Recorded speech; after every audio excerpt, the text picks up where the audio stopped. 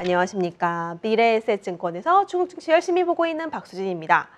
이번 주 경기 회복 지속 가능한 것인가에 대한 주제를 가져왔는데요. 이 본격적인 얘기는 뒤에서 하도록 하고, 오늘 월요일이니까 이번 주 중국 증시에 작용할 만한 주요 이슈들, 경제지표, 발표 일정들 다시 말씀드리고 넘어가겠습니다.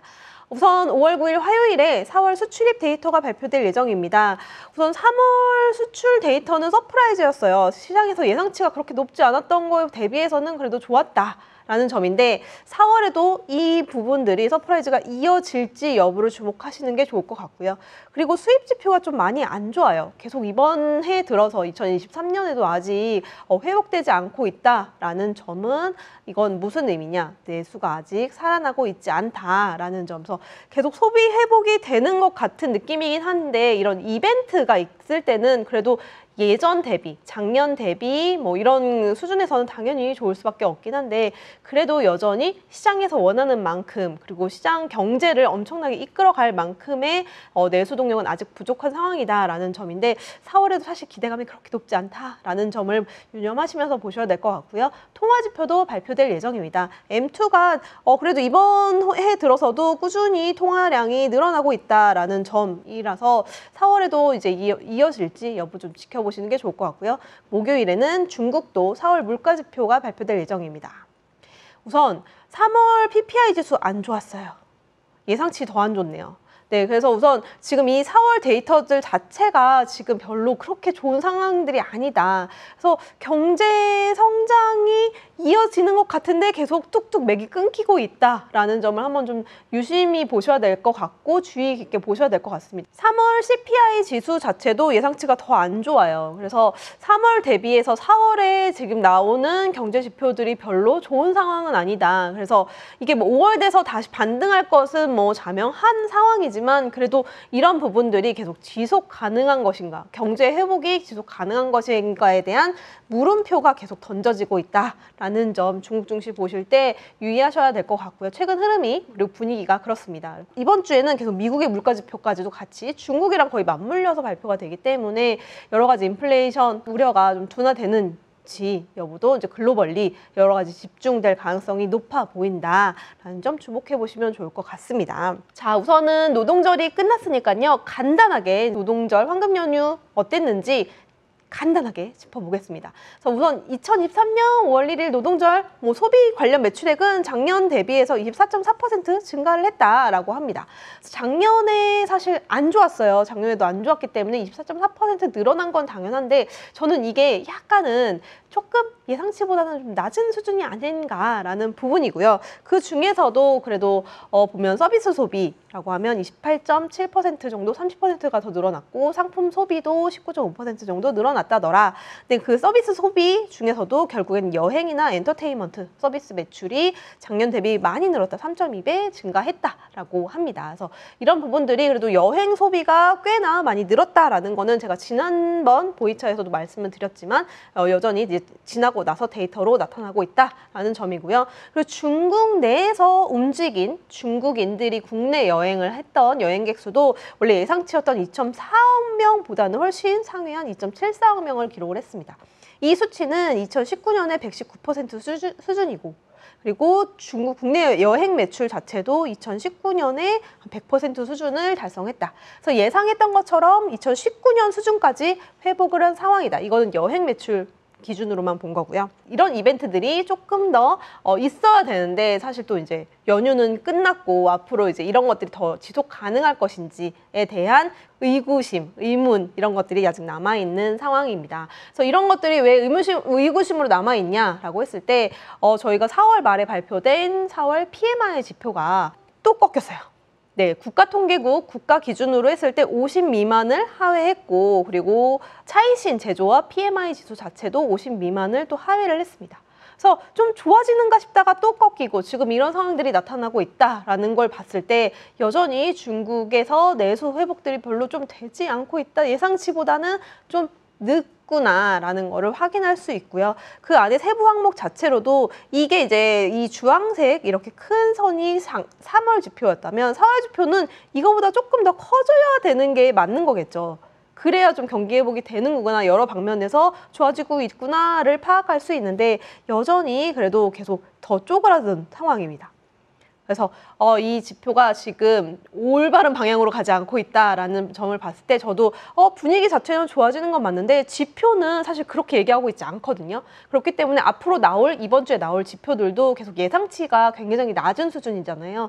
그래서 이런 것들을 선행해서 4월 경제지표 자체는 좋은 부분들이 별로 없다라는 점 유념하셔야 될 것 같고요. 그래서 이런 부분들을 정부 자체에서도 4월 말에 열린 정치국 회의에서도 이런 얘기를 했습니다.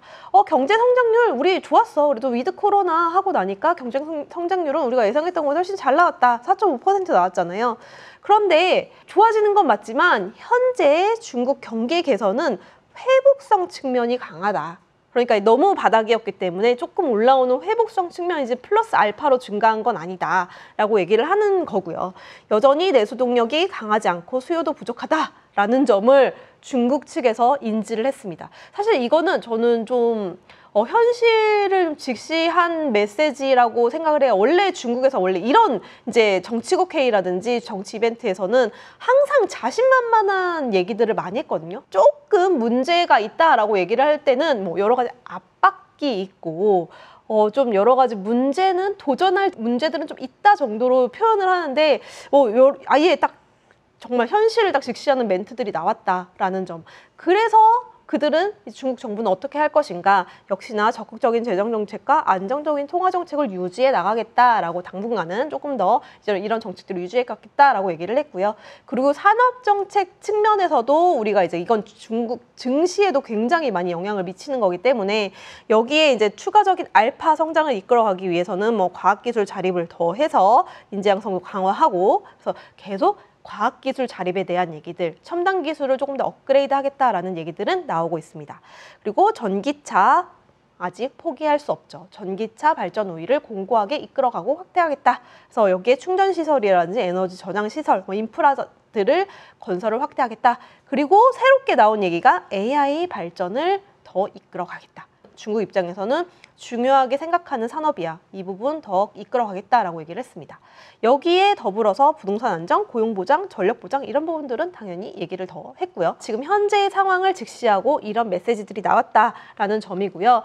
여기에 더해져서 5월 5일 우리가 쉬는 어린이날에도 이제 어쨌든 추가적인 한 목소리가 나왔어요. 이건 시진핑 주석 주재로 중앙재경위원회라는 또 회의가 열렸는데 그 안에서도 거의 비슷한 메시지가 나왔습니다. 인공지능 등 과학혁명기술학, 계속 과학기술에 대한 얘기가 나오고 있죠. 그리고 이제 우수한 기업가 양성, 인류 기업을 건설하겠다. 그래서 기업에 대해서 이제 어쨌든 경제를 더 이끌 수 있게 기업 경영을 위해서 더 힘써주겠다라는 메시지도 나왔습니다.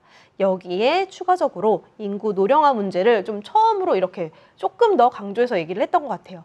그래서 지금 중국도 계속 제가 인구 감소 문제가 좀 심화되고 있다라고 말씀을 몇 번 드렸잖아요. 그래서 여기에 차세대 인구 발전, 그러니까 지금 이렇게 노령화, 고령화가 되고 있고 출산이 인구가 감소할 수 있는 거는 여러 가지 문제점들이 있는데 이거는 이제 앞으로 직면할 수밖에 없는 인구 구조의 문제이기 때문에 이 부분을 대비해야 된다라는 거죠. 그래서 출산 장려 정책보다는 조금 더 고령화에 초점이 맞춰졌던 것 같아요. 제가 메시지를 쭉 읽어봤을 때는. 그래서 양로 서비스 체계라든지 실버 산업 발전 강화, 그리고 당연히 애를 낳아서 키울 수 있는 환경을 조성을 해야 된다. 이런 얘기들도 당연히 나왔습니다.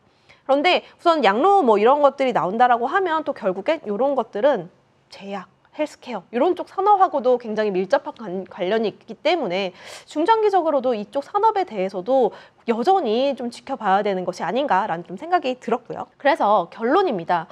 우선 제가 계속 앞에 지표들을 보면서 이 여부가 지속 가능한 것인가, 노동절 소비 회복은 당연히 나와줬지. 당연히 나와줬지만 이것들이 계속 소비 회복의 그 심리를 또 타고 계속 더 나아질 수 있는 것인가에 대한 의구심은 남아있기 때문에 그 의구심을 조금 더 해결해 줄 수 있는 것들은 부양정책 한 스푼이 더 필요하다라는 거죠.